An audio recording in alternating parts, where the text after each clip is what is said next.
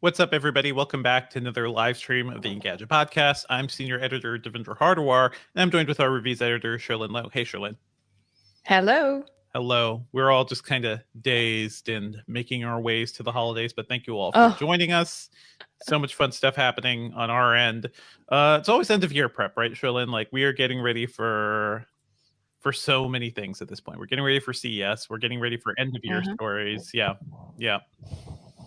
Who said CES? Who said CES? I said CES. I just wanted to pull up our chat room here too to thank everybody. I've been looking, saying hi to. Well, I know Jonathan Anderson had to run because they have work, but they'll be back, or maybe they'll rewatch, which is fine. Either way is fine. How dare Gabriel, you have a Michael life? Coley. I know, right? Gabriel and Michael Coley are back. Are here. Wilso as well. We got new familiar names. Zach Yap, I think, is here. So hi, thanks for joining us. And I think that's a familiar name as well. Yeah, this is my favorite part, I think, of the broadcast, which is saying hi to everyone. Yeah, just chilling. You know, we've got hello, everybody. We've got news. Do I see it? We've got a bunch of stuff. The title of this episode, by the way, is all about the Bobby Kotick stuff at Activision, but we won't be talking about that until 11 when Jess Condit joins us. So just sit tight for that. We've got a lot of news ahead of that too. We've also got Mark Dell, our regular, is here today. We understand everyone has commitments. You don't have to be here every day, but it's nice to see. Leave your browser logged in. Let's just get those metrics up, please. Thumbs, all the good stuff. All the good stuff.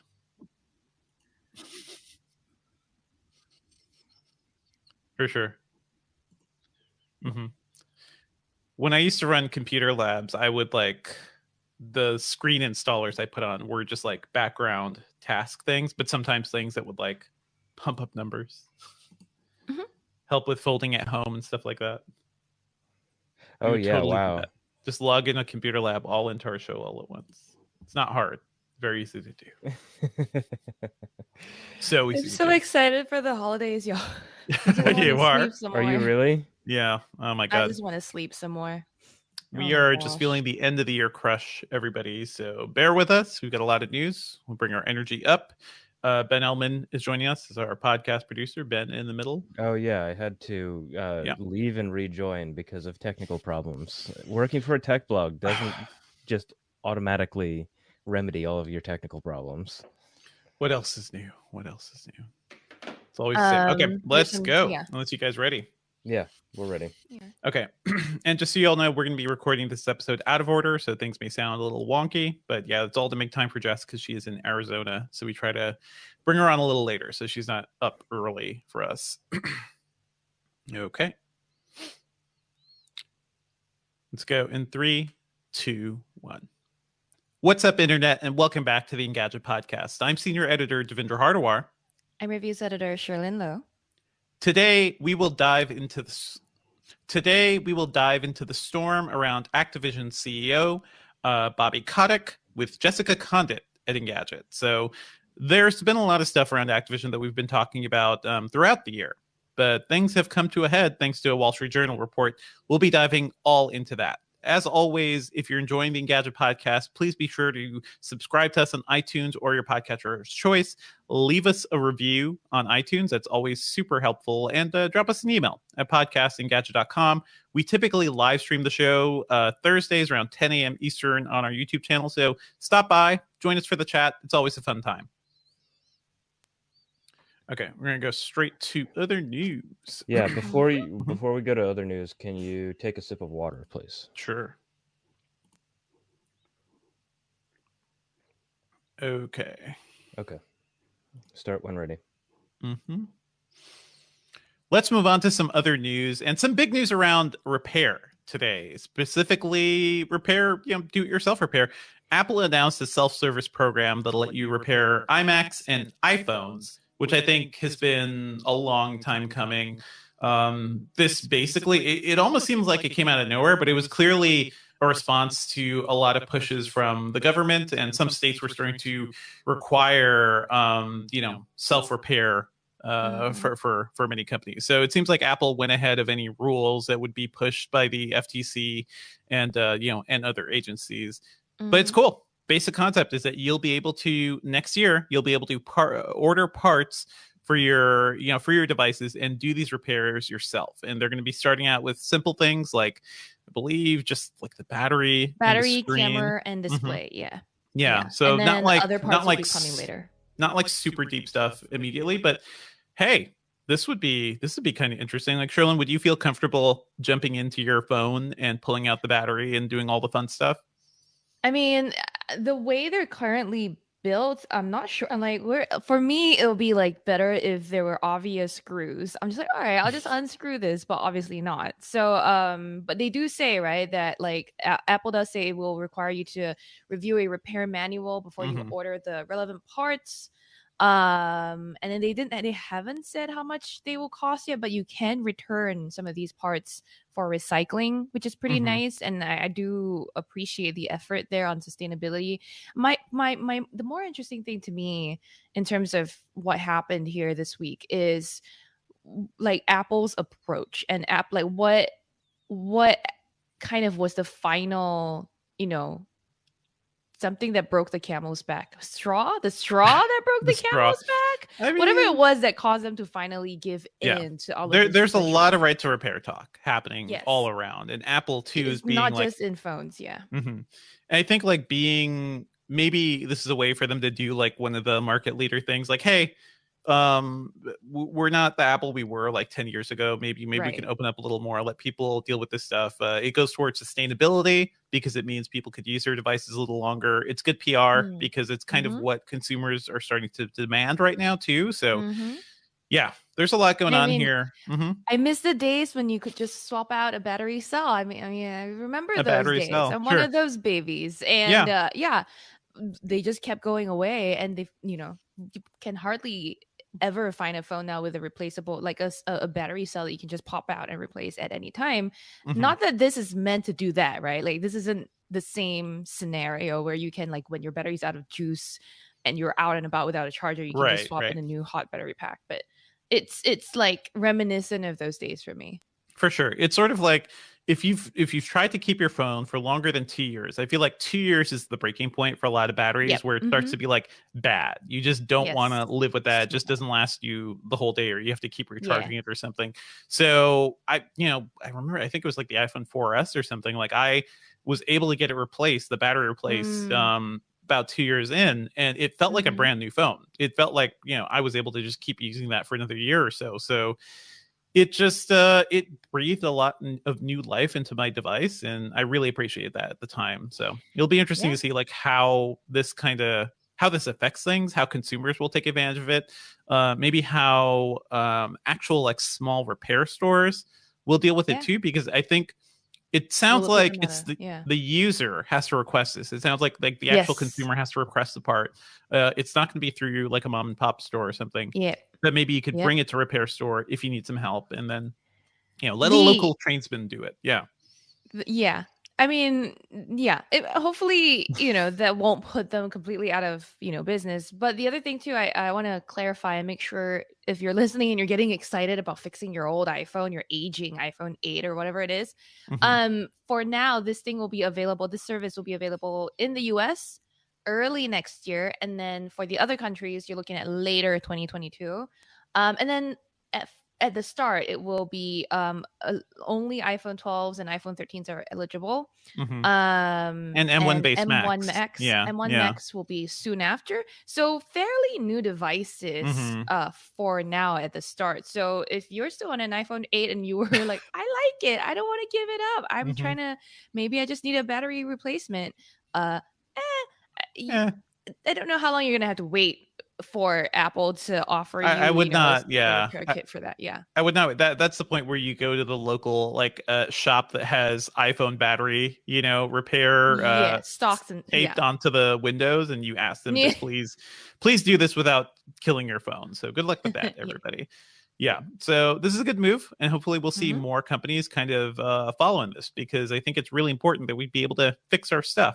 It's a big deal. I'm talking about speaking of broken things, and things that consumers didn't fully have control of, typically we think of the cloud as this thing where like, I don't have the hardware, I can't fix it if something goes wrong, but that ended up being a bad thing for Google, right? Because Google Cloud had an outage and that ended up breaking several major services like Spotify, Snapchat, Etsy, and more. What happened, Sherlyn?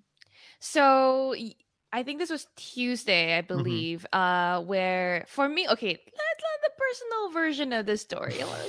Me, look, what were you trying to do? I was on Spotify trying to like listen to the newest, I don't know, Twice album or something. Oh my God. And I was streaming it to my speakers, and streaming Spotify to my speakers is kind of an ordeal.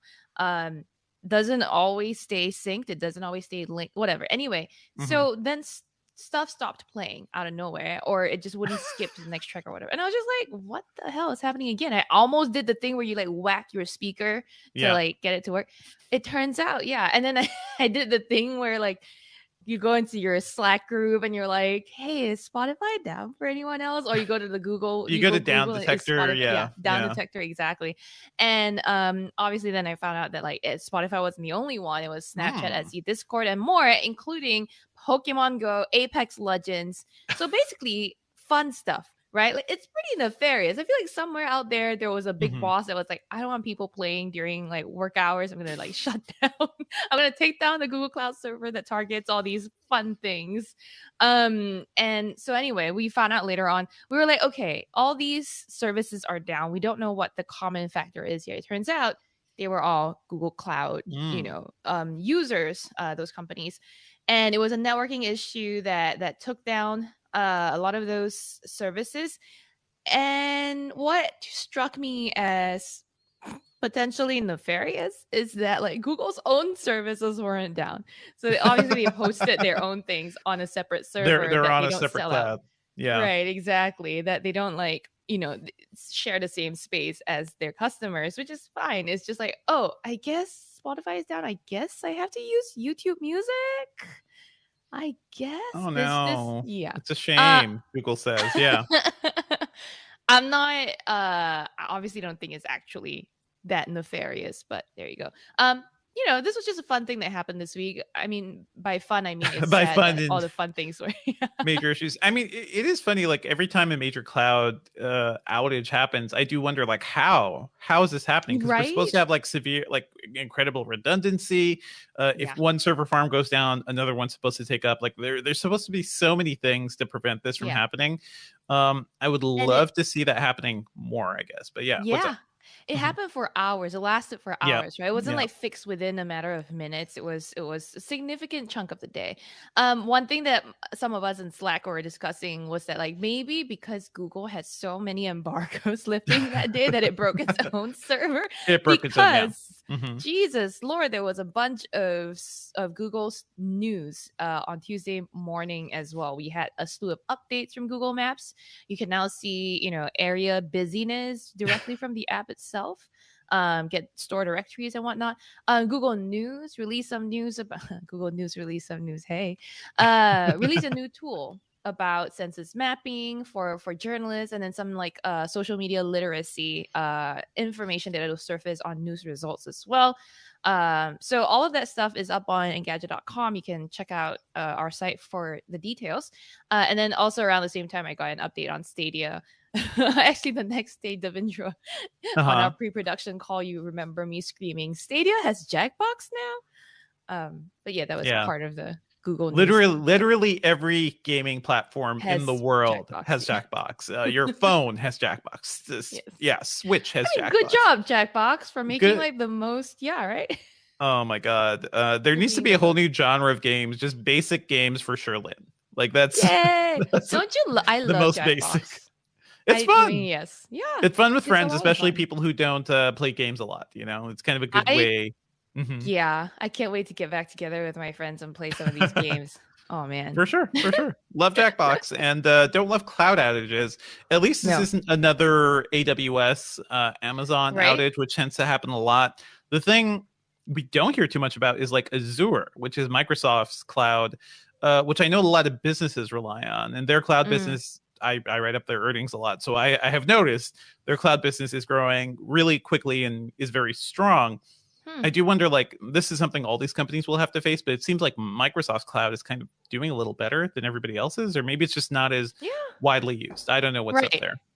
Right. Maybe by enterprises that don't touch or that consumers don't interact with so much, maybe. For sure. Well, let's move on to another piece of news and something I found really cool. I know you care a lot about accessibility news, Sherlyn, so I wrote up this thing about TD Pilot, which is a new product from Tobii Dynavox. And there's a lot to drill down here. So Tobii, Tobii is the company that's developed like eye tracking software. We've written them up when it comes to like eye tracking in VR headsets. It's their tech, their tech is in gaming laptops too.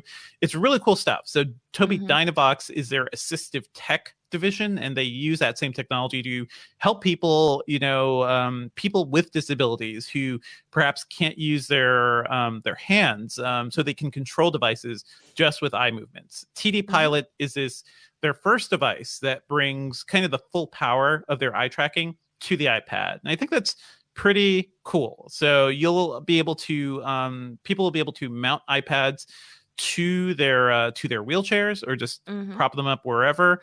The eye tracking is strong enough to work in direct daylight, so very bright scenes, and it gives people full control of their iPad, so they could do anything. Like they can explore all the apps, they can talk to other people around them. There's like a display on the back of this thing. This thing basically looks like a giant iPad case, and that display in the back kind of will spell out what somebody is trying to say. They're also big speakers, so they can speak through this as well. Tobii has had devices like this that just run Windows, and Windows slates. So as powerful and as limited as Windows on tablets can be, that's what people have had to live with. I think this is a really cool push into getting, the hottest tech that a lot of people are actually using into the hands of people with disabilities as well. Right now, this thing is built to fit an iPad Pro 12.9 inch. You could do everything. You could play some games. The CEO of Tobii told me everything but like really, really fast-paced games should be fine. So this is really good eye tracking. This is really useful tech, and I'm glad to see like this stuff is getting out there. I know you followed a lot of assistive tech, Sherlyn. Like, does this seem like a good development to you in this overall space? I think one of the things that this will depend on is also how like Apple built in is like switch control stuff, or like its readout, its screen reader technology too. And in the past, you rightly pointed out that Windows tablets have just been more dominant in this field of like eye tracking devices, and I think partly because, I don't know why OEMs choose to make more solutions for Microsoft, but also Microsoft because more people have Windows. More like I asked them so long ago, right? What's up here? So Tobii on PCs, right? They make their own drivers, they make their own software to make this work. They never found it useful on Macs because it's like Macs are so expensive. It's such a small marketplace. It just never made sense to do that. Whereas iPads are a little cheaper, although the iPad Pro is pretty expensive. I think it's more, this platform is easy to get into, and Apple specifically built a hook into iOS 15 or iPad OS 15 for screen readers and for eye tracking, and they worked with Tobii to do that. So that is a lot better than Tobii doing all the work themselves, what that they have to do on Windows. Oh, they definitely have to work with Apple. And Apple has generally been a big supporter of assistive tools like that. But the other thing I'll point out is that like this, like a lot of other things in accessibility and assistive tech, very expensive, right? The whole kit. You need insurance to pay for this. $10,000. I mean, basically, you would technically not see that price. It's sort of like any medication or any treatment in the US where the full cost of it is kind of hidden to the actual consumer. But you would need insurance. According to your article too, like there's about 400 insurance contracts already that Tobii has garnered, so that's good. It's good to hear, right? Obviously that there will be more support and more devices. I also would like to see how this does with speech recognition. Because you mentioned right, it has speakers. I'm not sure if it offers voice recognition for command as well. It's really not that it's just for the eye tracking. This is mainly around the eye tracking, and mainly for people who have trouble using like an iPad with fingers and which touch screens. That's really what they're aiming for here. But I think the key is that it can also help people who can't normally speak without the assistance of a device. It kind of helps them get that out there too. I have seen some complaints, about Toby's software. A lot of people, who have to use these things complain that their software is a little dated. There is another device called the Skyle, which kind of uses, I think you've been researching this, Sherlyn. This other product uses the assistive touch feature. Yes, so it's sort of like mouse support. Yeah, the mouse support in iPad OS to like emulate eye tracking.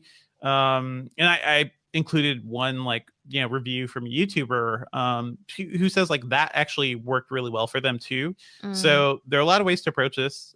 Good to see competition in this market because Tobii Dynavox is like the leader. They're the Apple of the whole assistive tech industry at this point. Yeah, and eye tracking. So I want to see competition, but it's really nice to see like them at least pushing something like this out.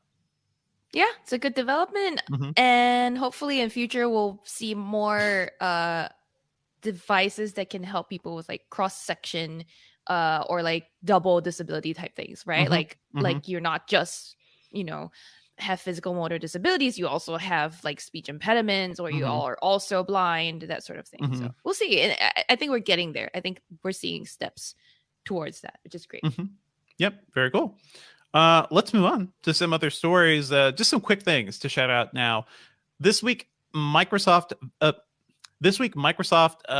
surprisingly just dropped Halo Infinite's free multiplayer mode. It is out in beta. They did this basically as part of the Xbox 20th anniversary event, which was also the Halo 20th anniversary event. And I think there were rumors that this was going to happen, but nobody really expected it to drop so quickly. So hey, if you've got a PC, if you've got an Xbox, you can jump in and get that going. It is free to play. There are things for you to download. Like many other multiplayer games right now, you can play it for free, but if you want like cool armor or like other special things like level upgrades and whatnot, you have to pay a little more for it. I've already paid $10 just for a cool like white and red, right where it's a red, white, and blue armor, but it almost looks like a Voltron type coloring. So my super soldier looks a little like Voltron. The full campaign is dropping on December 8th. And expect to hear more details about that soon. There's a lot to look forward to. I've talked about this before, though. I think the multiplayer is really good. It feels really tight. It is fun to play. It reminds me of like the heyday of Halo 3. So it is just really, it's actually just like, really, really good. Another piece of news, too, that I think is more of a bummer for a lot of people. Out of nowhere, Paramount Plus, or I guess CBS, Viacom CBS, announced that they're removing Star Trek Discovery from Netflix. And if you didn't realize it was on Netflix, it's because you live in the US. But outside of the US, this is where most of the world saw Star Trek Discovery. New episodes were dropping there. The entire series was available there. All of a sudden, this week, Viacom CBS announced they'd be pulling it from Netflix ahead of the new season launching very soon. New season's launching on November 18th. So that's today as we're recording this. And we don't know when the rest of the world is going to get access to this show because it's not going to be legally available to stream anywhere. Viacom CBS says that they plan to bring Paramount Plus, which is how people in the US watch Star Trek. They want to bring it to other countries, but that's not going to happen until next year. So this just seems like a weird, very weird situation where they kind of just pulled the rug out from under fans who were really looking forward to this new thing. This deal, by the way, was really lucrative for Viacom because I think the story goes that Netflix paid them so much money that they basically were funding Star Trek Discovery. And that's why that show has such a high budget and just looks so crazy cool and expensive. So yeah, not great. I'm not sure what's going to happen with like Star Trek for the rest of the world. Sorry, Trekkies. Yeah. It's a shame. I mean, Trekkies outside of the US. This whole like international rights thing still remains a mess, and it's a mess. Yeah, it's not only this one show. There's a lot of things, right? It also affects things like when we're share playing on iOS 15, even Apple TV's own titles like Ted Lasso or what was that JGL show? Anyway, I was testing it out during my time off with Matt Smith, who wrote up our review of iOS 15. We still had geographical issues in the way. Really? Like, it would say this, like Matt would try to play Ted Lasso over Apple TV on SharePlay for both of us. And just because we're in different countries, even though both countries have access to the same show, we couldn't do it. It just goes, oh, this is not available outside your region or something. And I was like, that seems silly. Something worth talking to Apple about, but they still haven't got like a straight answer for me. All these international streaming rights issues, definitely something that we need to like get people to figure out. I can't figure it out, but we'll get people to figure it out. It could just be because Apple TV Plus is such a new thing for Apple that they have not figured out this stuff. But yeah, we've talked about this before. Netflix is kind of the world's first like global TV network, right? If you have your Netflix account, you go to another country, you can still view all the Netflix content, and you'll also get some new stuff, like some new movies and shows that are in that territory that aren't at your home. But the ability to be able to, like, when we go to Taiwan for Computex, I could still keep watching my Netflix shows. There's no like interruption service. It's all just accessible. That's never really been done before. So if Netflix were ever to do like a share watching service through their app or something, like, it should be more seamless, hopefully. Like at least all their stuff hits all territories at the same time. But anyway, I can't wait. I mean, don't give them ideas, but in this case, give them that idea. Like, I want Netflix to do a watch together or share play. Well, there is sort of that. Anyway, share play should be the thing that they run through, but I wish there was an open thing for that too. Yeah. Yep. Lots of little bits of news today. One thing we also want to mention is Streamlabs. If you are a streamer, you have a streamer in your life, you've probably heard of Streamlabs OBS. But if you're a casual, if you're casually in this market, you've also probably heard of OBS, which is this like open source, open broadcasting software. That's what OBS stands for. Those two projects have nothing to do with each other. So there's been a lot of complaints against Streamlabs recently.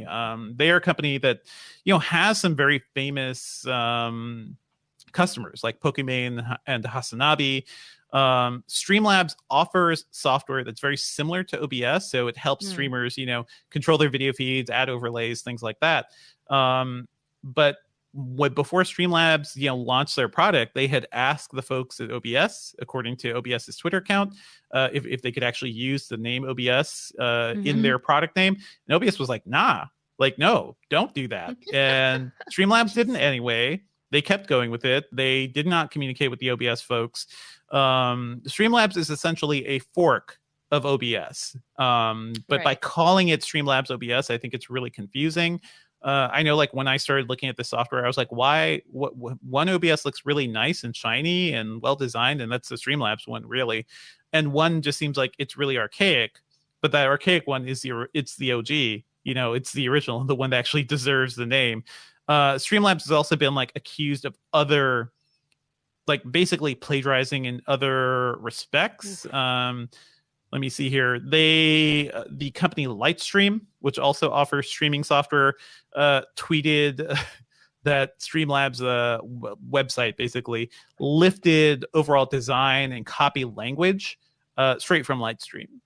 So Streamlabs is just like out there copying things. It's really iffy, which is a shame, because I know a lot of people like their software. Like, they say it's well designed. They say it has cool features.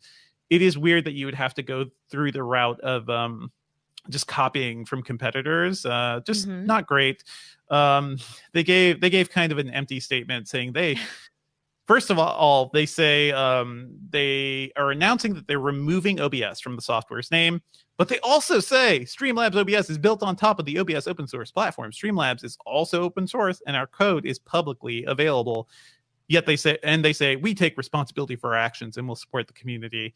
That reads a lot of like BS to me. Like, just being open source, it does not mean you could just straight up lift names or go against the wishes of founders of another project. So, I guess we'll see where this goes. But Streamlabs is very popular, And I think it'll be really interesting to see like what the outcome of this is. So that's that's annoying news, for a company acting like garbage. But we can also talk about our politicians also acting a little like garbage too. So if you've seen the news this week, you've probably heard the stories around Representative Paul Gosar, a Republican from Arizona, who retweeted an anime video, an Attack on Titan opening with like AOC in there, basically showing him killing AOC, showing hordes of immigrants coming to our borders, just like the most like some truly vile stuff. He was censored.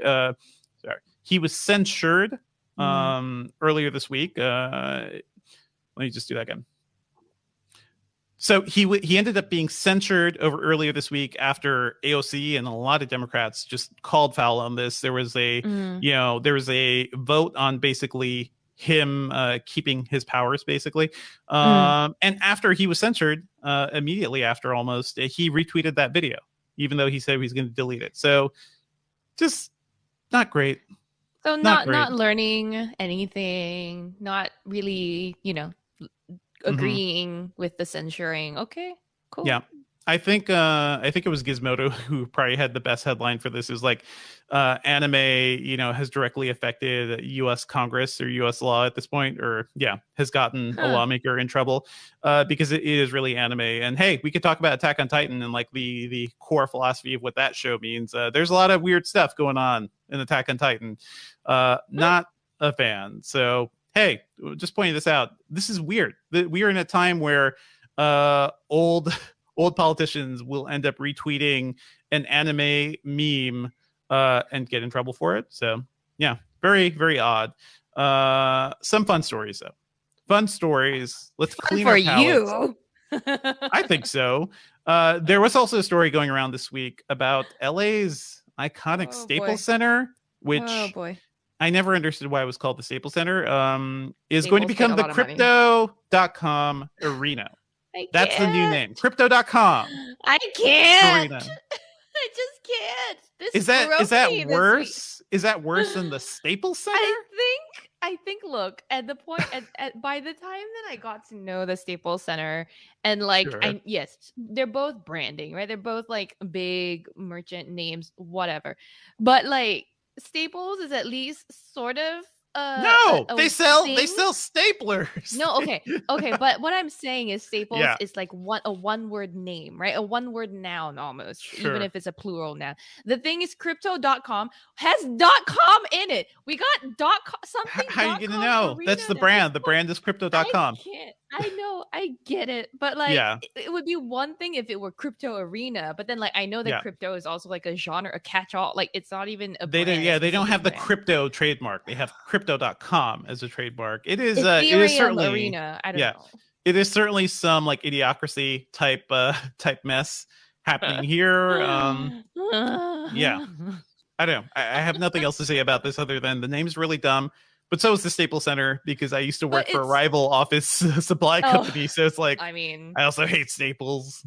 Yes, I get it.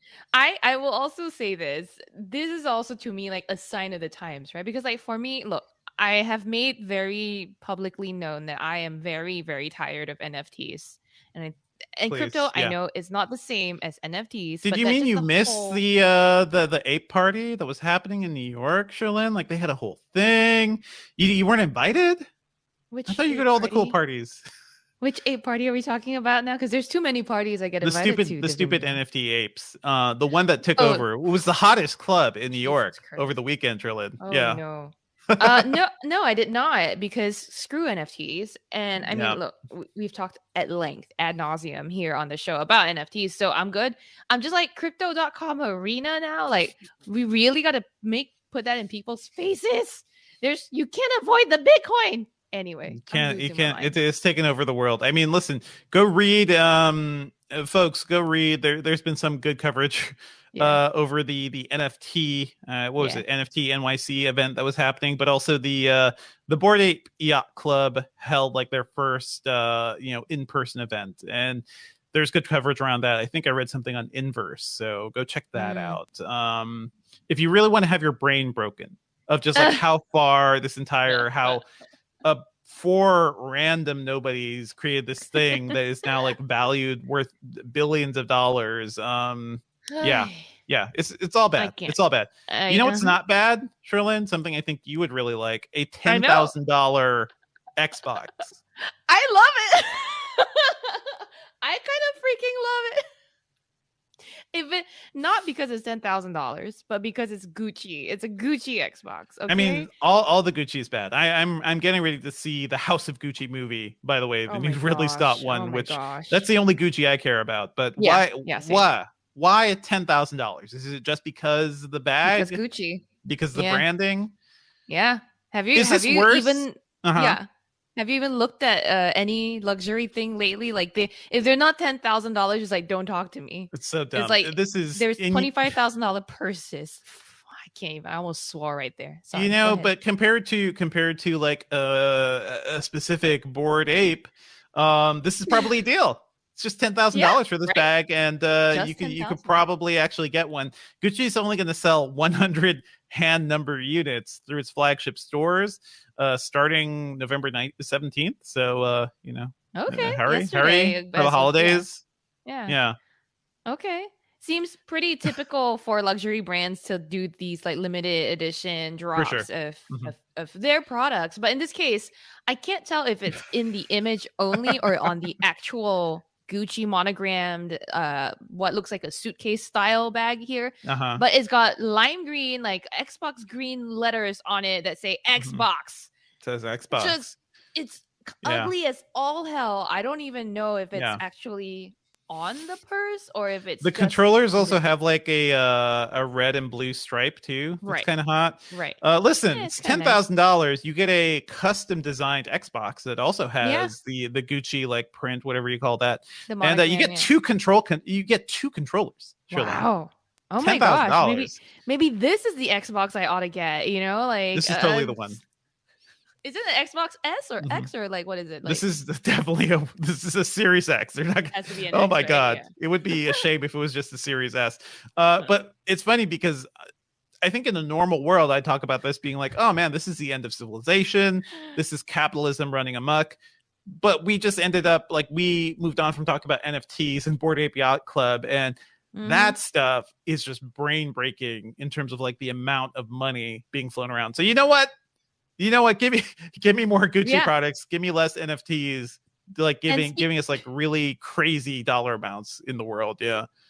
I mean, and speaking of that price and speaking of like crazy things, right? It's not even Declan Flynn in our chat rightly points out on our YouTube live stream that they're surprised that regular consoles aren't even going for $10,000 for the holidays because of this global chip shortage thing. I mean, listen, if you try to get a PlayStation 5 now, you will be paying 2 to 3 times the cost. Don't worry, if you really want to. Yeah.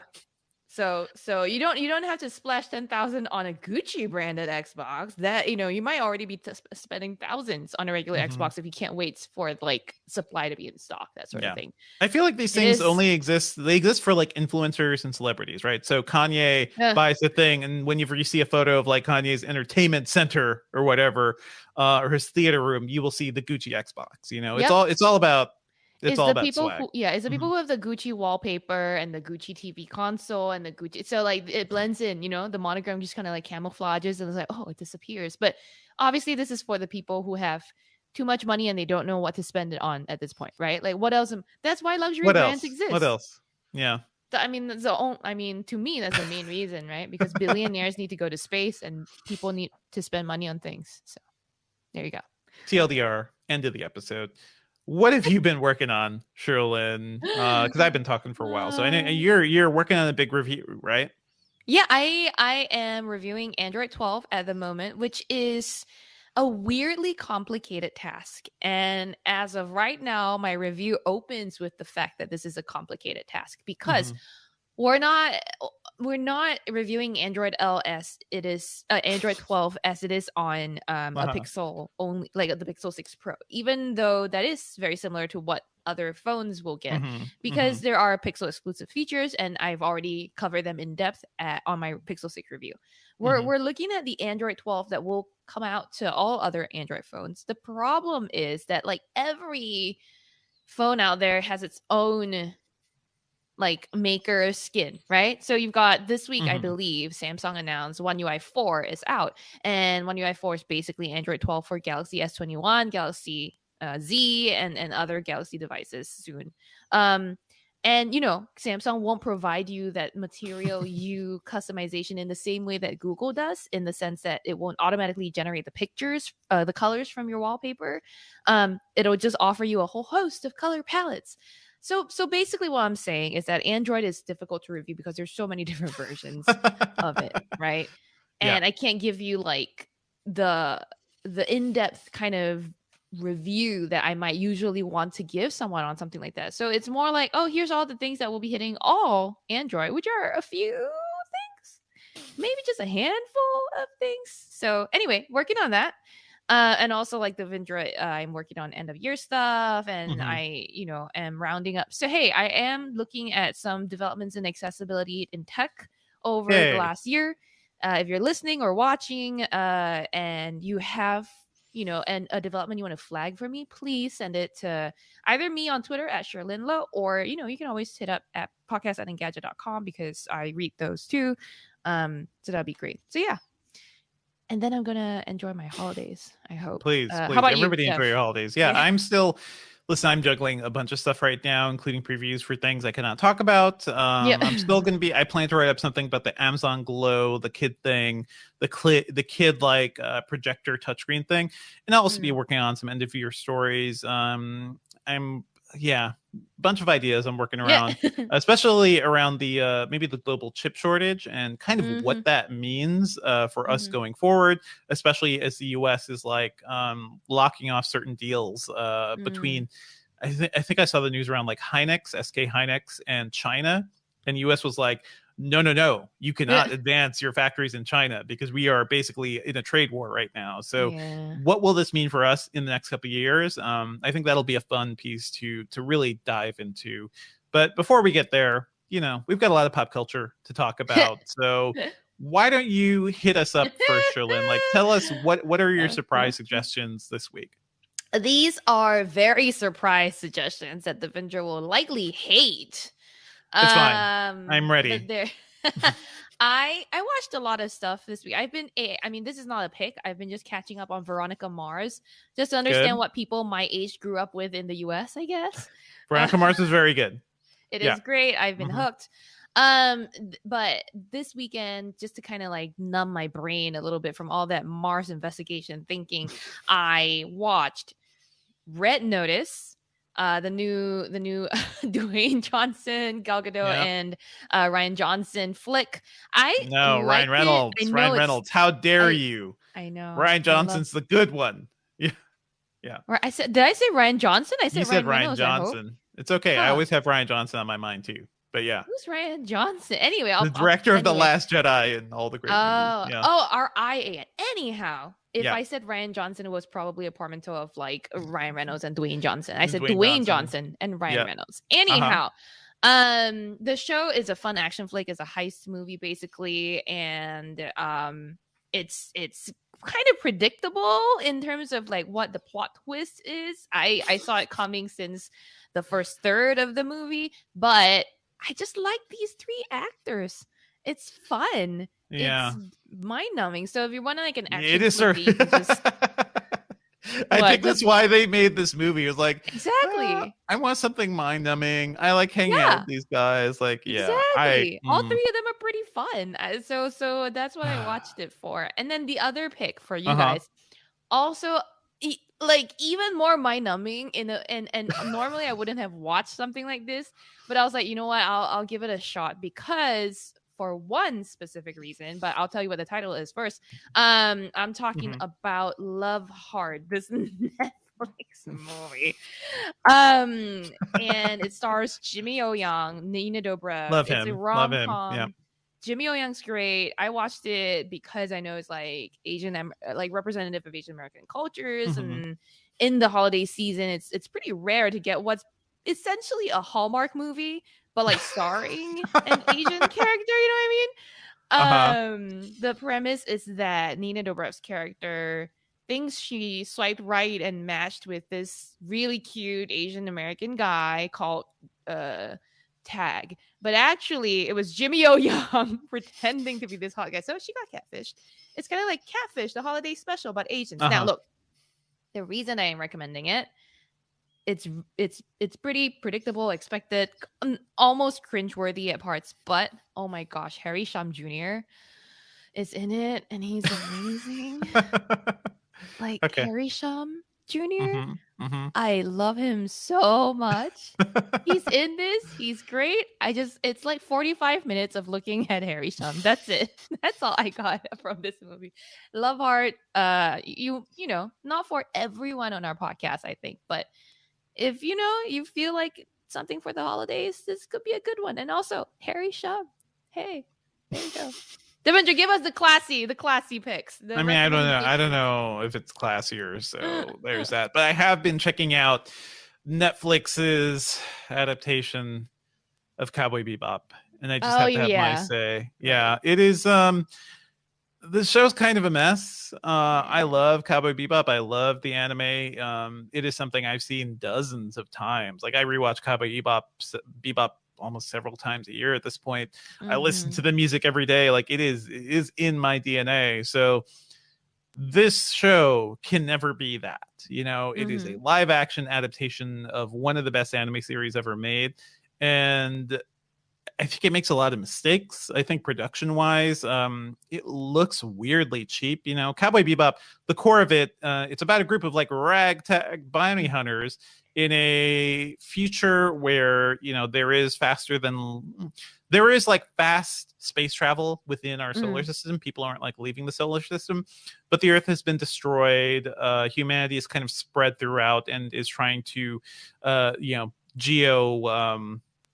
don't know, what do you call it, trying to like make planets habitable, and it's really just about the adventures these guys go on. The original show was very neo-noir, is very like hard-boiled detective story too, and leaning on like a lot of Western cinema. It just looked cool. It didn't sound like anything or look like any other anime series ever made. This new one just feels like they're trying really hard to copy a lot of that. So it has some good actors. Like I love John Cho, and John Cho is a surprisingly he sort of like is wearing Spike Spiegel, the main character. He's wearing Spike Spiegel's suit and skin a little bit. I don't know. Like he's trying to inhabit the vibe of Spike Spiegel. I don't think he quite gets there. But Daniela Pineda, who plays Faye Valentine, is really good in this. I like a lot of the cast. Mustafa Shakir plays Jet Black, who's Spike's partner. This show kind of both tries to really hard to copy a lot of what the original did, but also shift the characters in new ways and do some new things, including like with Vicious, the main villain of the series. I don't know.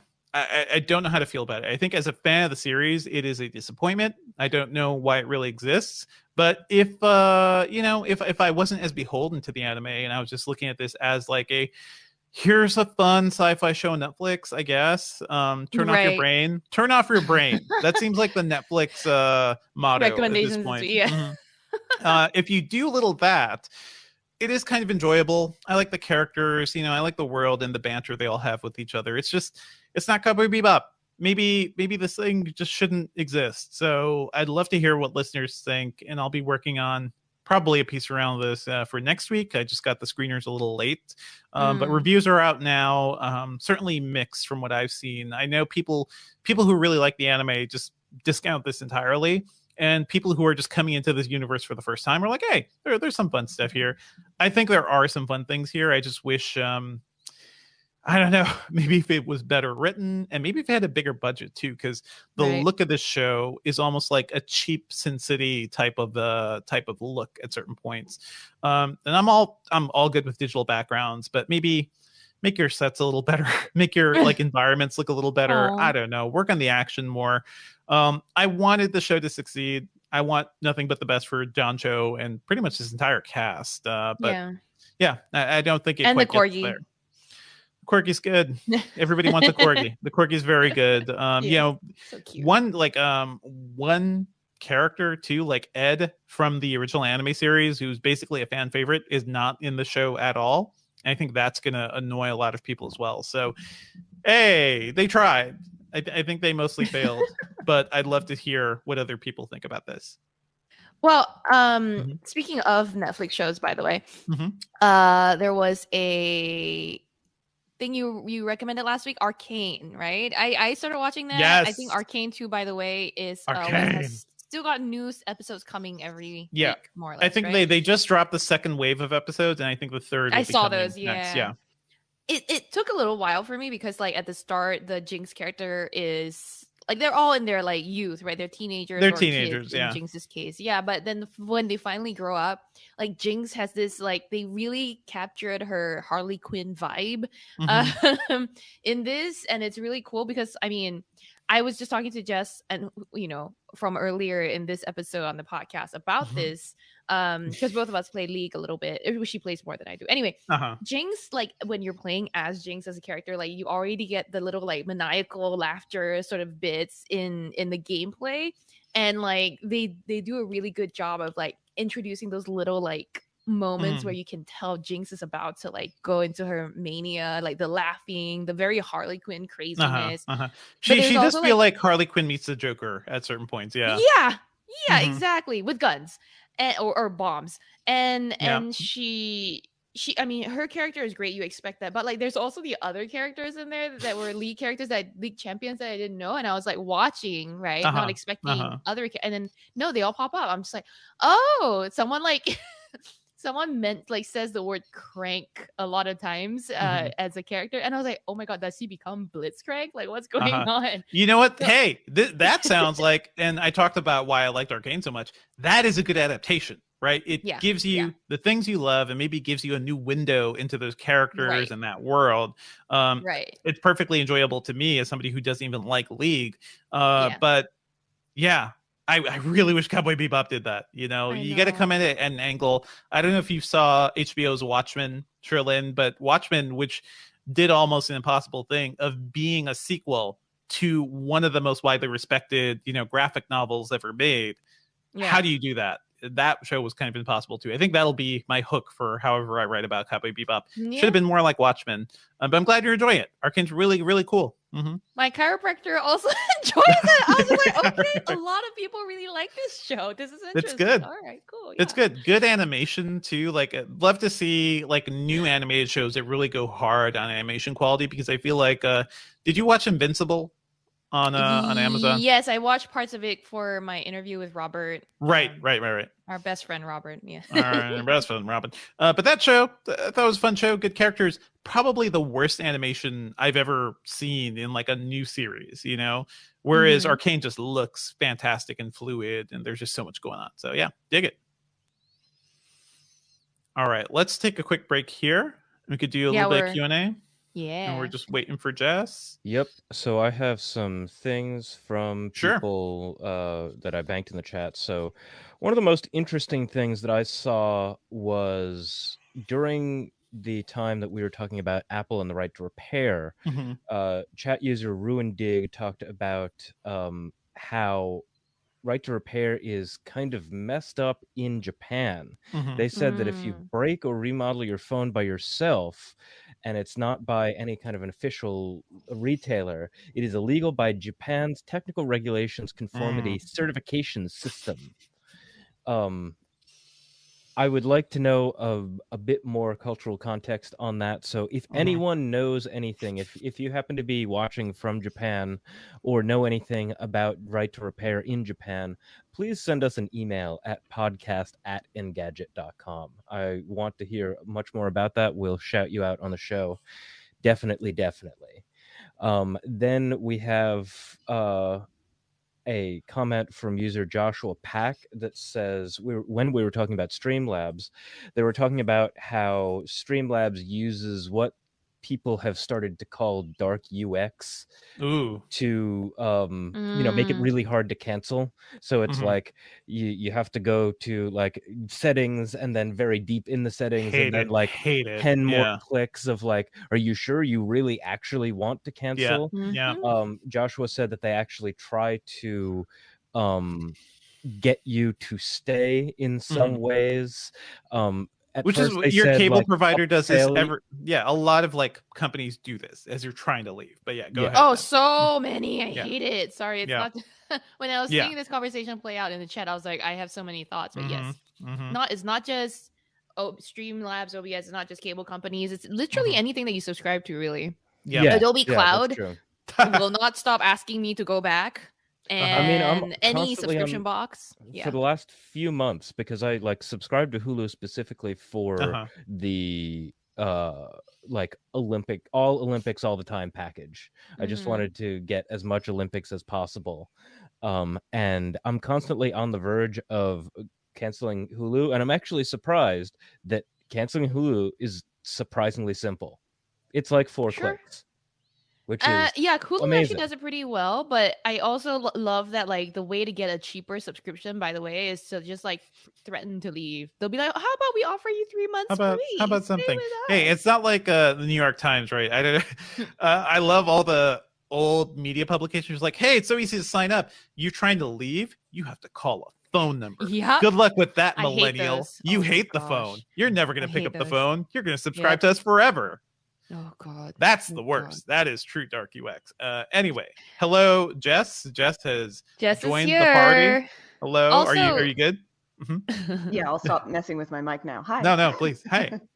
Also here is our users, D-Man. Hi, one of our regulars. Hello. Chris Angelo Perez had a very nice comment earlier in the chat telling us to enjoy the holidays. We hope you enjoy the holidays as well, Chris. Joshua Pack, of course. Dude named Charlie. Declan, I mentioned earlier during the podcast proper itself, and then we see all of you. We're glad you're here. Oh, and D-Man had a very nice thing to say about me and Jess, and also you. So. Sure, it's listen, I'm not here. Everybody's good, and also Devendra is here. I'm also here. Deb is also good. Yes. Jess, are you good with your recording and whatnot? Let me get my local going, and then I set. Awesome. And we will talk about how shitty Activision's Blizzard is. Yeah, great, yay! Also, hey, speaking of one of the things that we were talking about earlier, which is the global supply shortage, I think it was Joshua Pack that was talking about, they're not very sure what's going on, and that it seems like an excuse for a lot of companies to use when they are running out of stock and that sort of stuff. Sure. And Michael Coley in the chat also points out a good Decoder podcast. Oh, yes, that was Declan Flynn who actually mentioned that. Michael Coley said if you want to listen to a deep dive on the chip shortage, the Decoder podcast had a supply chain expert on a few weeks ago. Declan Flynn, I'm sure, chimed in as well. There's that. There's also this article I read a while back about how the supply shortage isn't the only thing, right? It's also that Americans are buying more than ever, according to this article. So just a lot of things going on, right? A lot of things. And also like it's things like cars. Hey, cars aren't using those like tiny 10 nanometer CPUs. Cars need like the big boy junk that we were making 5 years ago plus. So stuff that companies aren't making anymore. So we have to go back and make old chips because we have all these big devices. It's so weird. There's such a lot of weird stuff happening. Anyway. I know is my Amazon subscribe and save stuff keeps going out of stock, and it's very annoying because like I subscribe to get this every month and you're telling me every month that there's no stock. Stop it. Yeah. So it goes. Rant over. Kind of makes sense. I'm still getting I get questions all the time, like how can I get a PS5? How can I get an Xbox? Like people are still asking that. We just recorded a year later. 1 year anniversary video. It's like, dang. Yeah. Okay, so actually, before we start this thing about Blizzard, Jess, I want to ask you a question because I've been thinking about this for a while. Do you think that this console life cycle is going to go longer because of how difficult it's been to get one of these next gen consoles? Period. Well, so I think this cycle was going to be different than previous ones anyway, because we're at a point where Microsoft's overall, business plan is shifting, right? They're turning it into an Xbox ecosystem. This console hardware upgrade cycle will not be as important to them. Sony might still be on that train, but dang, those PS5s can't stay on the shelves. Like, I don't know. This shortage and the supply chain issues really could affect some stuff. For Sony specifically, I think Microsoft is a little more insulated from that because they are diversified. I think the better thing, by the way, is that this hardware is so good, as Jess and I have talked about. Where do you go from here, right? If you can guarantee 4K 60 FPS at this point, or even if it's like variable resolution, that's it. That's all you need. That's all you're going to need for a while. You're not going to need an 8K console. Your 8K TV, if you get one in 5 years, will not need native 8K rendering. So this is fine. This is good enough gaming for 10 years at least. Yeah. I think so. Yeah, that's really interesting, because the feeling that I got was just that there could be a situation in a year or a year and a half or something where people can finally just reliably stroll up to their local electronics retailer, get a PS5, and all of a sudden we're talking about like PS6 or something, and that would be really there's silly. Really nowhere to go. And, yeah, you're right. Yeah. Well, Sony's going to be taking a real hard look at their hardware plans, I think, going forward. This is PlayStation, I think, will need a revamp of some kind in order I think the bigger, this should have been like another feature with us, Jess, but where things are going is probably just selling people all the storage upgrades, right? Because right now, at most, you have 1 terabyte of storage on these consoles, and games are freaking big. So by next year, you'll probably need a 2 terabyte disk, and in a couple of years, you'll need a 4 terabyte disk. So hey, more money. Yeah, and that's one thing we didn't really touch on in our video that I wish we had. We didn't talk about storage. Yeah. But no, that's absolutely selling accessories. That's what they want to do. That's the Apple model, and they're trying to bring it to gaming. Why not? About talking about not manufacturers, but like game studios that may be writing their games sloppily, and that's why they're way too big. Like there's a lot, but there's no reason that a freaking Call of Duty update should be want like 4K 300 gigabytes. Do you want 4K textures? I know. Like that's the price you pay, and this is why 8K will never happen too. Yeah, they're big games, right? And 8K will have to be even bigger. No, never gonna happen. Okay, let's talk about Blizzard. Let's do another clap sync, and then less fun news. So, Jess, are you recording on your side? Let me double check, but yes, and yes, good. Yeah, and silence everything. Silence. Yep. Yeah, Sherlyn, no, don't joke about that. No joking. I saw because the stupid dialogue box popped up. Anyway. Oh much stuff. Jess, I saw you were drinking an ice drink. Just away from the mic. Keep it away. Ice. Okay. Yeah. Iced coffee away from the mic. Bad. You got it. Yes. Thank you. Okay. 3, 2, 1. Some silence.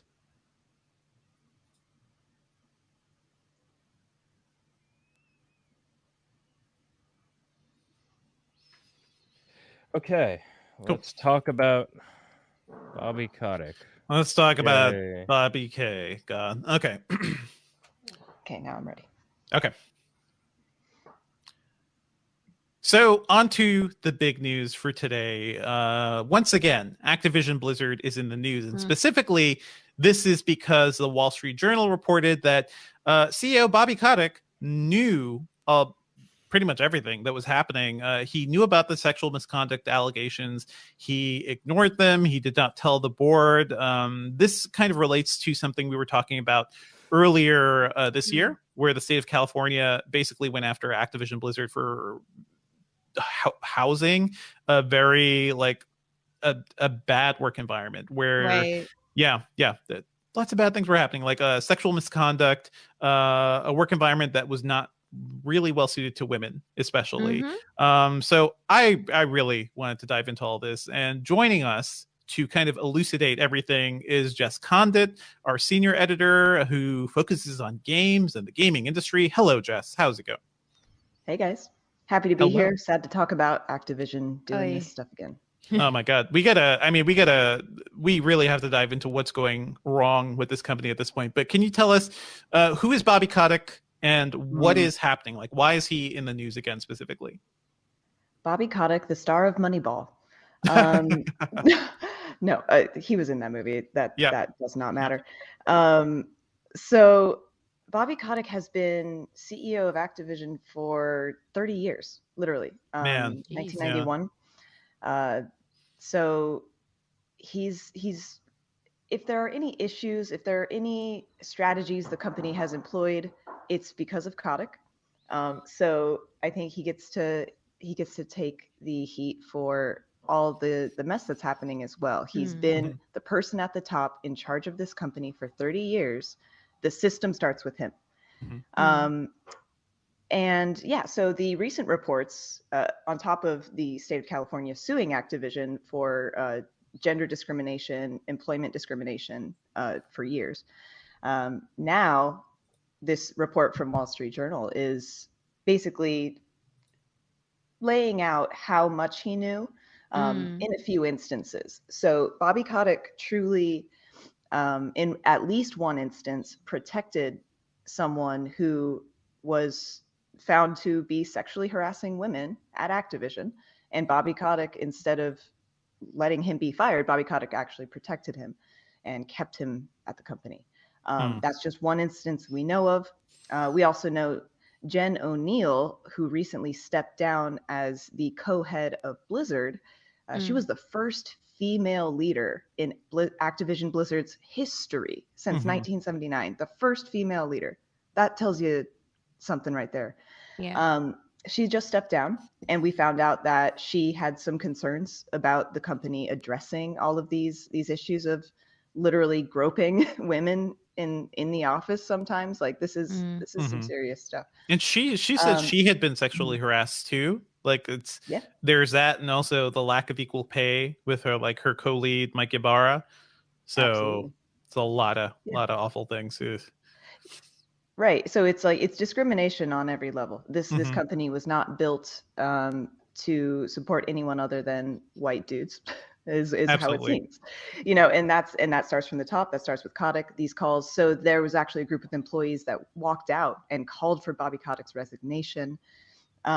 So that's big. But the biggest thing for me, with all this stuff happening this week, is that there are outside third parties calling for Kotick's resignation as well. The shareholders, there's always this small group of shareholders that really don't like Kotick. They've been calling for him to be removed for a long time. So of course they're yeah, definitely. But there's also, Polygon and Enthusiast Press.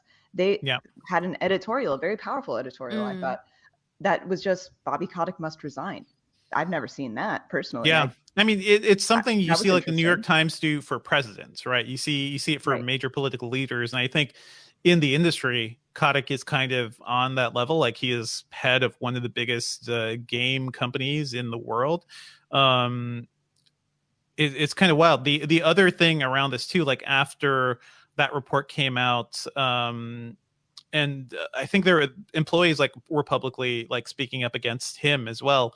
The board of directors said that they still remain confident in his leadership. So there's just there's a lot of mess going on here. And that board, by the way, when you hear board of directors, you probably think of this.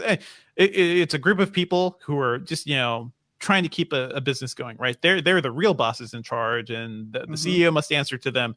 But hey, I'm looking at a breakdown from Luke Plunkett at Kotaku, and the board includes a former Disney board member who was investigated by the SEC for nepotism, a private equity goon who drove a New York biscuit factory to strike and then called in scabs, an Olympics bid guy described by Deadspin in 2017 as a true rich asshole.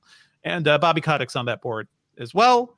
Kotick, by the way, and one other person on the board are also in Jeffrey Epstein's Black Book. So, just a lot of good stuff happening. What a crew leading this whole thing. Right. It's kind of no wonder that environment exists at Activision Blizzard. But go ahead, Jess.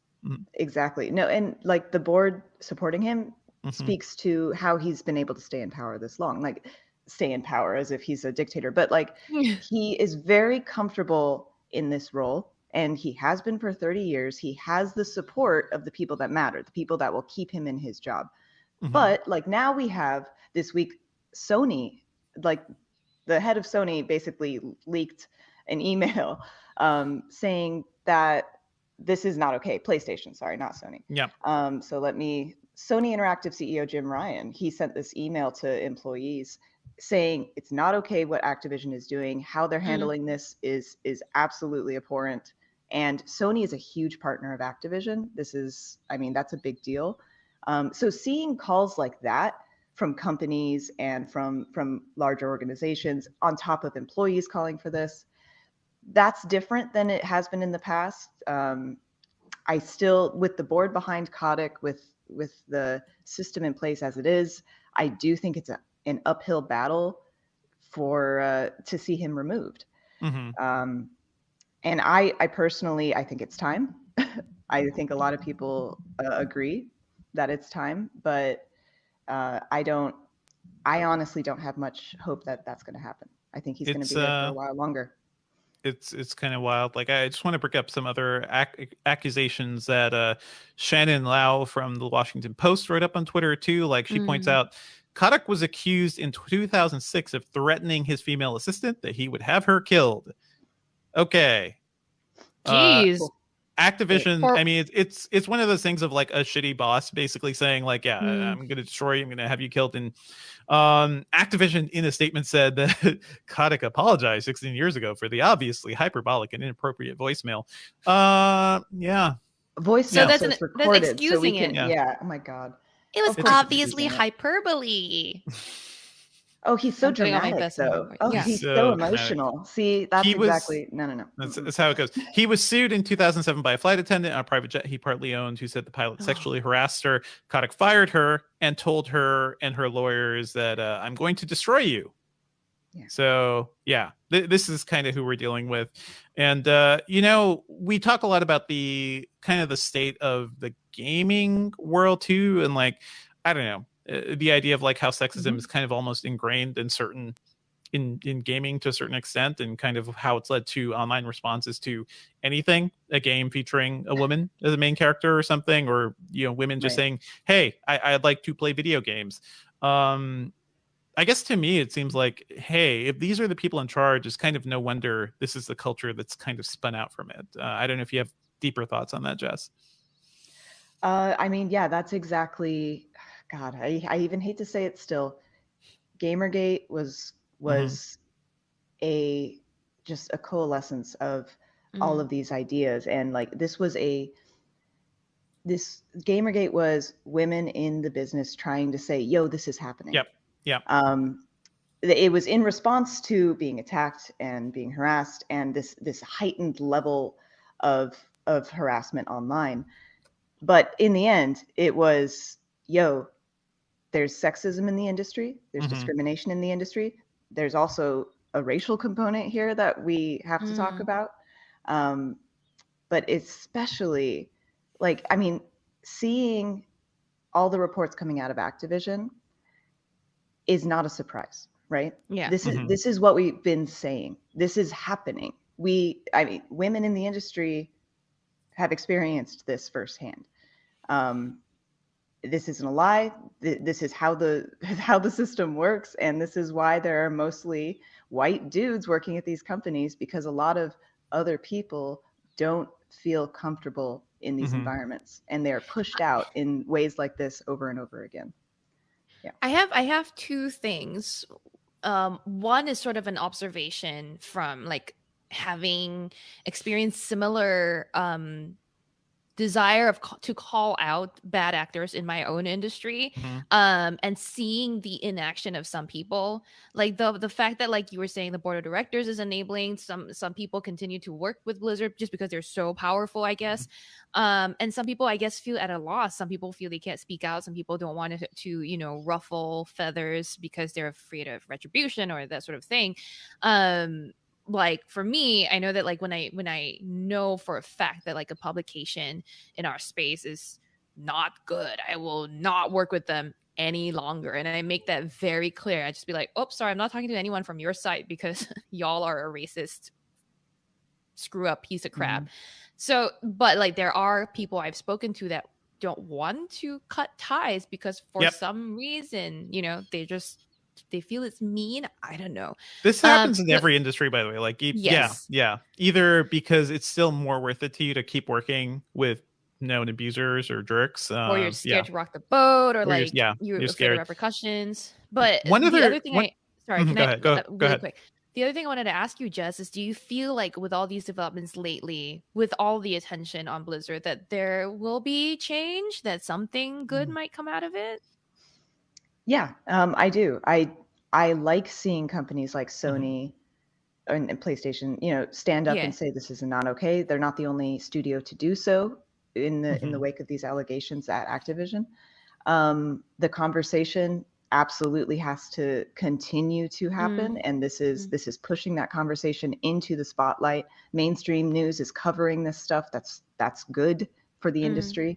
I truly believe that. I have hope. I mean, there is progress happening, right? It's getting better and better. I truly see that happening. We're not there yet, but it's getting better. And I think this can definitely be a catalyst for more progress. It's not going to be the thing that fixes everything, of course. Right. And I still think Kotick is going to keep his job. I do. Oh man, I wanted to point out something quick, like just the sheer like gaslighting over the past week. Like there was just a lot of things happening.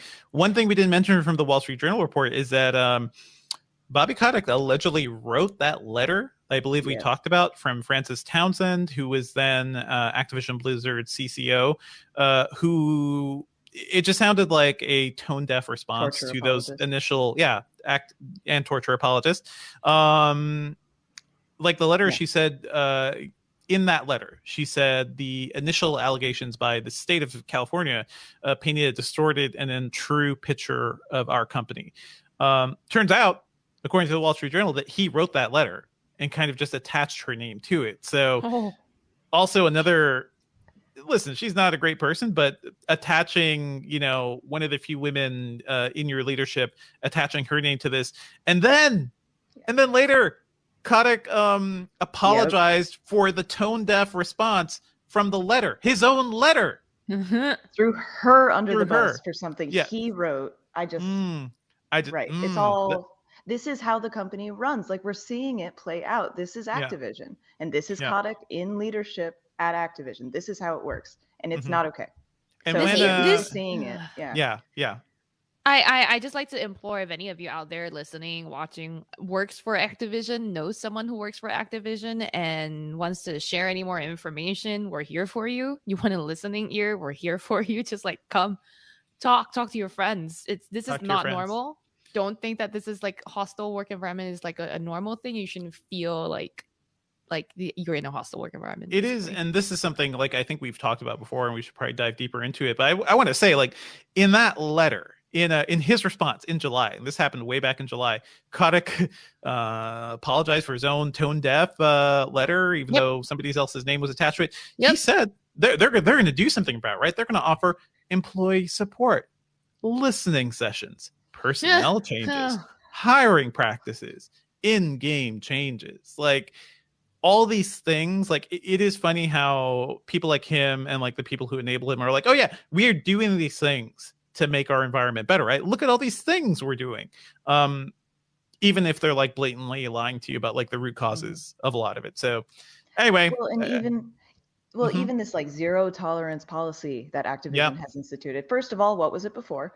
And second, like, this doesn't apply to Kotick, obviously. The company has already written off any claims of harassment against him and said, oh, it was too long ago, you can't prove it. And it's like, okay, so that's not, you say this policy exists, but it clearly doesn't.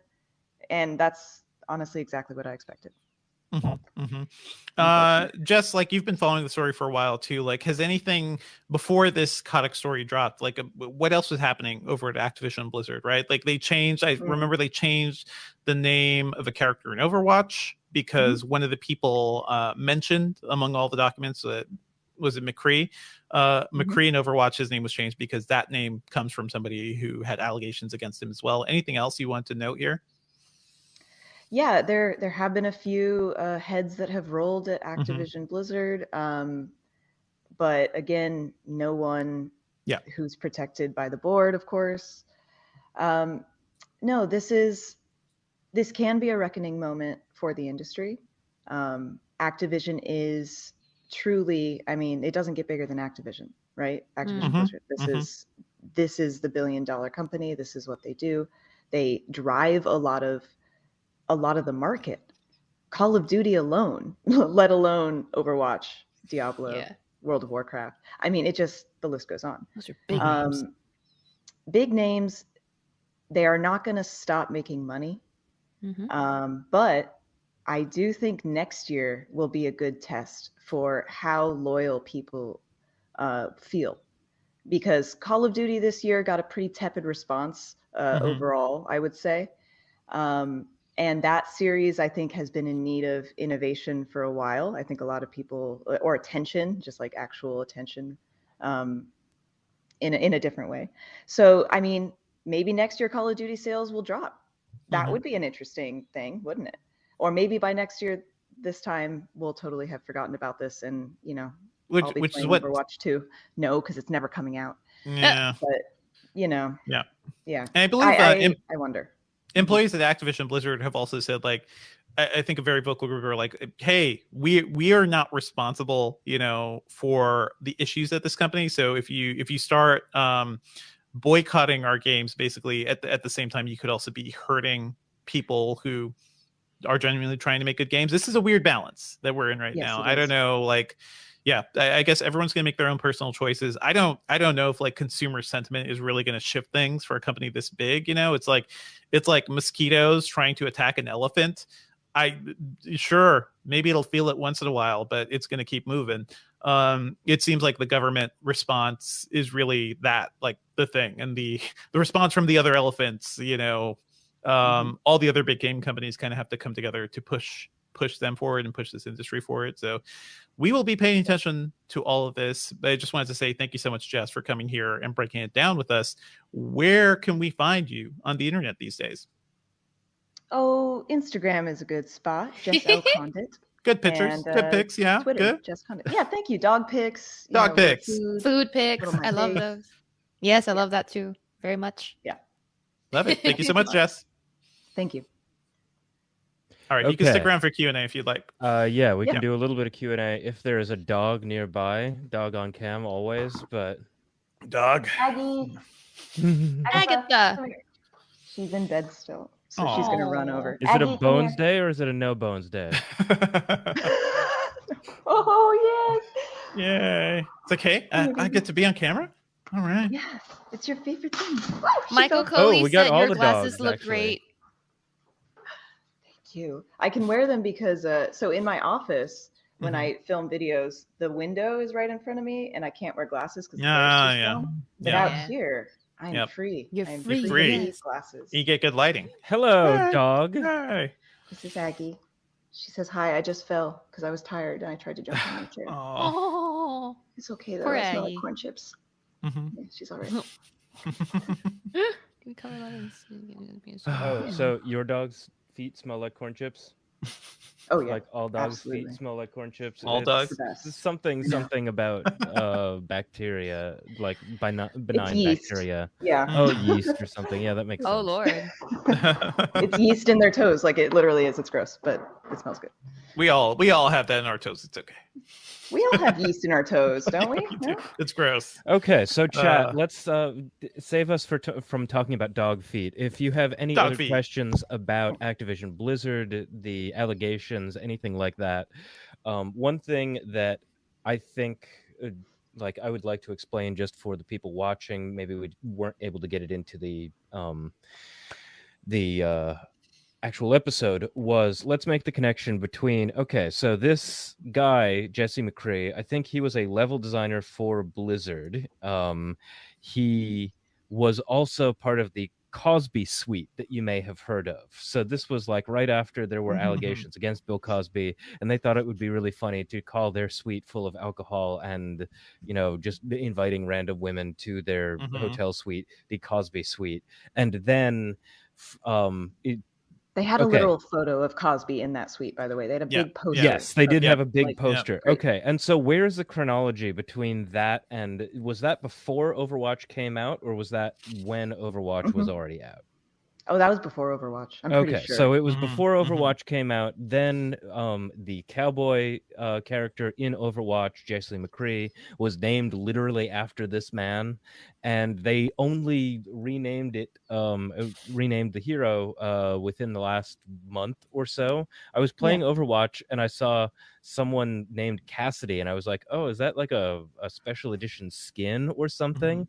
I had to do some research to see, because it's not like they put up anything. I was also playing the Switch version, let's be quite honest, but they didn't say anything about oh god, why?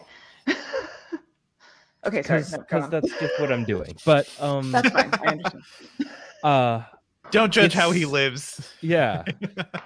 But it was kind of interesting that they didn't say anything. Like, you know, they put up banners on the home screen for they did say things, but they have a comic out now. So like when I turned it on last night, I still play Overwatch. God damn it. I mean, it's you can't escape these. It's my relaxed game. It's my like, you know, turn off and listen to podcasts, play game. But either way, I don't know what to say about that. I don't know. But they do have a comic. So like on the screen now, like on the main homepage or whatever, the main page, there's like a little, hey, read our comic about McCree or about Cassidy. It's whatever. Like that wasn't the problem, you know, like, yes, naming a character after this douchebag, change the name. That's fine. The culture at the company is the problem. They're not going to actually fix any of that. And that sucks. Yeah. You're making me want iced coffee now, Jess. It's cold brew. It looks really good. I have a cold brew machine I need to keep testing too. Josh Ropack is asking the chat if anyone else has kids because they have 2 of their own. I mean, I don't know if the chat does, but I know Devendra has 1 kid that, you know, cute as heck. The power of so super cute, but the work of 2 to 3 kids. But yeah, go ahead, Ben. Has it ever occurred to you that because of just your basic predilections and, like, you know, being into tech and everything, you are uncritically raising an iPad baby? I mean, obviously, I know this. She's been using an iPad every day. Yeah, every kid is an iPad baby now because it's the way they talk to their grandparents. Like it is like a portal to the rest of the world, especially now where like the only safe way for really young kids to interact with distant relatives, like you can't really travel, you know, like this video chat all day, every day. Are you going to teach her about file systems? Yeah, I mean, she's gonna know. She's gonna know how to, you know, organize her files properly when she's ready. What's the geekiest thing she's into already? I mean, everything. Like so we started watching movies on our like a projector screen in the basement, and now she's like every day it's like, okay, I'm going downstairs. I want to watch Spirited Away, you know, for 15 minutes on the projector because she knows she wants to be enveloped by Spirited Away. I'm like, okay, that's definitely my kid. Spirited Away is a spooky movie though. Like there are parts of it that are scary for adults. I mean, you could skip things around, but go ahead, Charlie. I hate to interrupt y'all with this piece of breaking news that I just received in my inbox an hour ago, but apparently breaking news an hour ago. Sega colognes. So you got an official designed by like some third-party company called Numbskull Designs, but there's a Sonic cologne, there's a Shenmue cologne, yes, and there's a. If you order that, does it take 5 years to get to you? Like, Shilin does not understand the reference, but yeah. I do not get the reference, obviously, but I'm sure it's funny. It's funny. But yeah, the Sonic cologne smells of fresh citrus, grapefruit zest, Caribbean lime, Mediterranean lemon, ocean That sounds breeze, good. lime. I like citrusy colognes. Citrus lot colognes of are the best. A lot of things. It's also got leather, suede, and cedar. So Cedar. Okay. Cedar. Like the wood. Leather and suede. Leather as well. Leather and suede. Leather is a good smell. I didn't think he was a leather. Well, yeah, but just imagine Maybe, like what they told the perfumers. They were like, okay, guys, this has to smell fast. Gotta go fast. At least they're not making like Sonic condoms or anything, you know. Like it's, oh my lord! Oh my god! No, that's funny. That would be funny. Yeah. That would be really funny.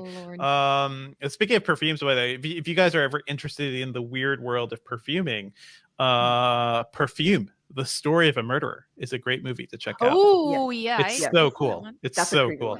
Yeah. It's creepy. And then they did like there is a follow-up TV series called Was that Perfume. good? That's on Netflix. It's really interesting because it's like it's set in a world where Perfume was a book. Like Perfume was a book originally. So people have read the book Perfume, and then like elements have started replaying out in modern day. Really weird. Perfuming is weird, guys. Yeah, it's a lot. I love learning about scents and fragrances. Really quick, Chris Angelo Perez said something really funny. That's the fragrance that they'll be wearing when they buy the Gucci Xbox. It's true. Ugh. It's true. You guys are hitting on that Gucci Xbox. I mean, love it's it. a nice looking Xbox. CES with my Xbox suitcase. Listen, it's not a Bored Ape Yacht Club NFT, you know, which is truly the downfall of humanity right now. So, oh Lord, oh Lord. Gucci cannot compare to the culture. And this is extremely like New York media idea. But like, if Gawker was still around, they would have gone to the NFT. A lot of clubs did. A lot of publications did. So Inverse did a really good piece. That's what I'm saying. Sherlyn is missing out on the NFT parties. Like, no, thank you. Yeah. I'm good. No, thank you. You don't want to see people. You don't want to see people who have obscene wealth for no apparent reason. You know, like to be around obscenely wealthy people in the hopes that some of it will fall to me. But no.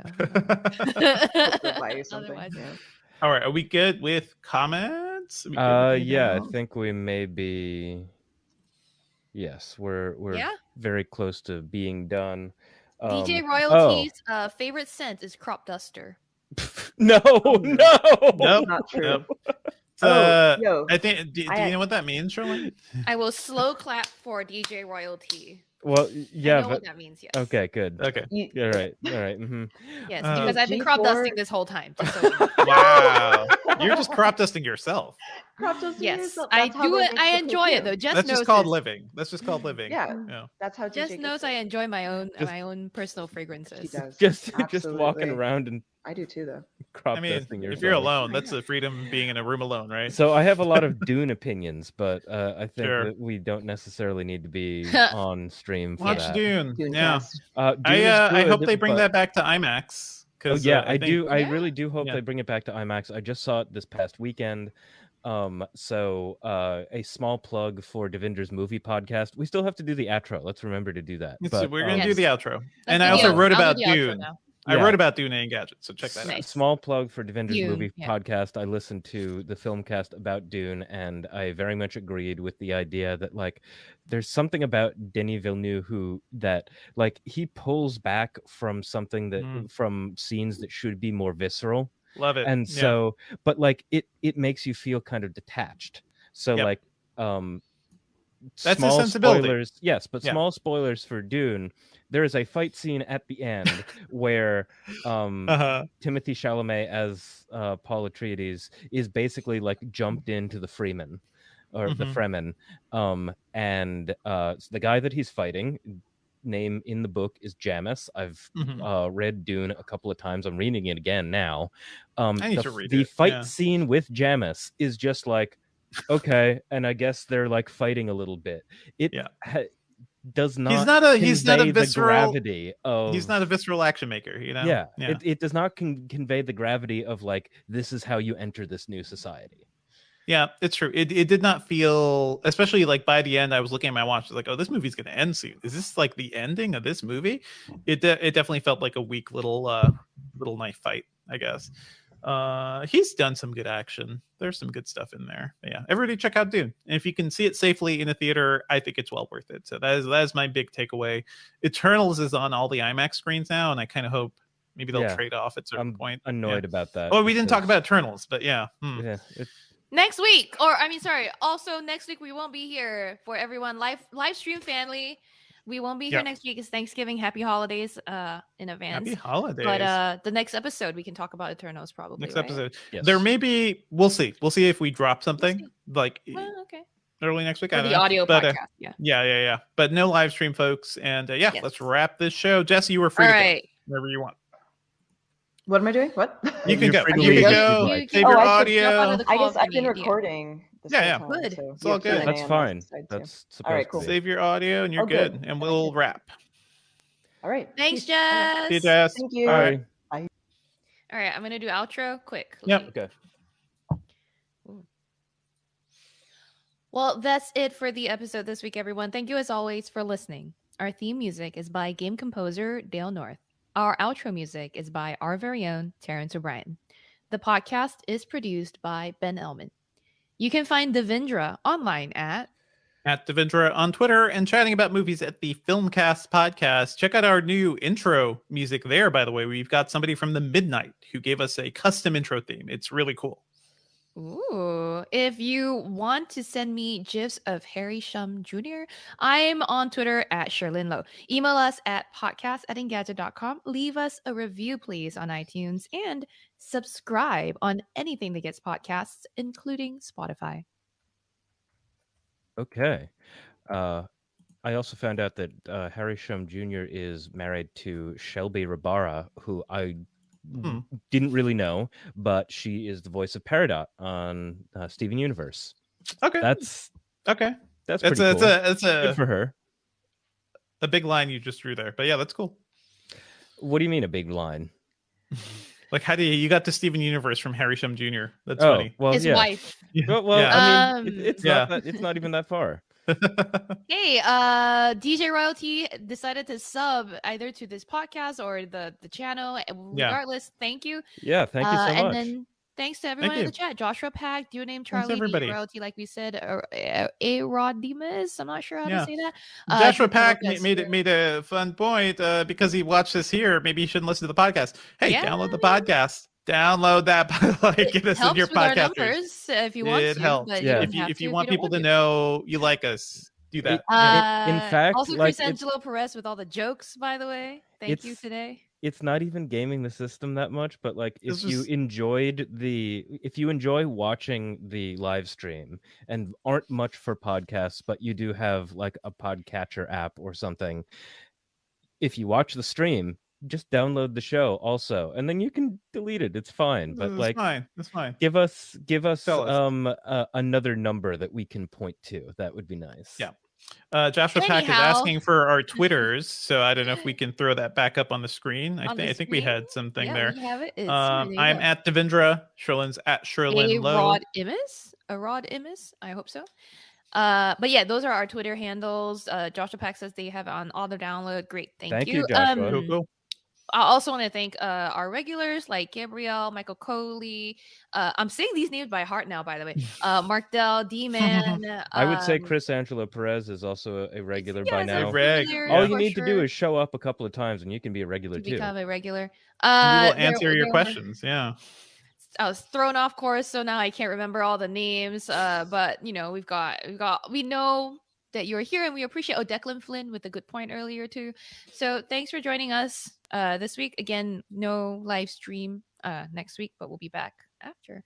Ben, do your thing. Okay, so again, thanks to everyone in the chat. The stream comes to you via our video team, which is led by Kyle Mock with Julio Barrientos and Luke Brooks.